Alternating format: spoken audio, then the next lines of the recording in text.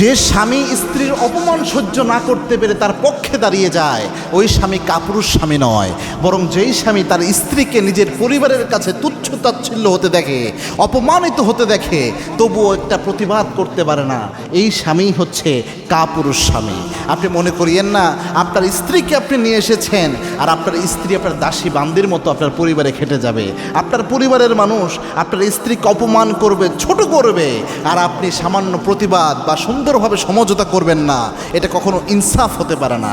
কেননা আপনার স্ত্রীর সম্মান রক্ষার দায়িত্ব আল্লাহ আপনার উপর দিয়েছেন, স্ত্রীকে অপমানের দায়িত্ব আল্লাহ আপনাকে দেয় নাই। এটা মারাত্মক একটা বিষয়। একটা মেয়ে নিজের আব্বাকে ছেড়ে, নিজের আম্মাকে ছেড়ে, পরিবার ছেড়ে, সব ছেড়ে আপনার ঘরে কেন আসে? সে আপনাকে নিজের সম্মান বানিয়ে নেয়, সে আপনার কাছে নিজের অস্তিত্বকে বিলীন করে দেয়। এই মেয়ের সব কিছু রক্ষার দায়িত্ব ইসলাম আপনার উপর দিয়েছে। এবং কি আল্লাহর হাবিব সাল্লাল্লাহু আলাইহি ওয়াসাল্লাম জানিয়েছেন, আল্লাহ রাব্বুল আলামিন কিয়ামতের এই কঠিন ময়দানে কুল্লুকুম রাইন ওয়া কুল্লুকুম মাসউলুন আন রাইয়াতিহি, কিয়ামতের এই কঠিন ময়দানে আল্লাহ সবাইকে প্রশ্ন করবেন। প্রত্যেক স্বামীকে আল্লাহ প্রশ্ন করবেন তার স্ত্রীর হকের ব্যাপারে।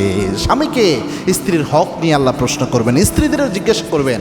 এজন্য আপনার স্ত্রীও যেন আপনার পরিবারের উপর জুলুম না করে, এই দিকে খেয়াল রাখবেন। আবার আপনার পরিবারের লোকজনও যেন আপনার স্ত্রীর উপর জুলুম করে, এটাও যেন না হয়, এই দিকে খেয়াল রাখবেন।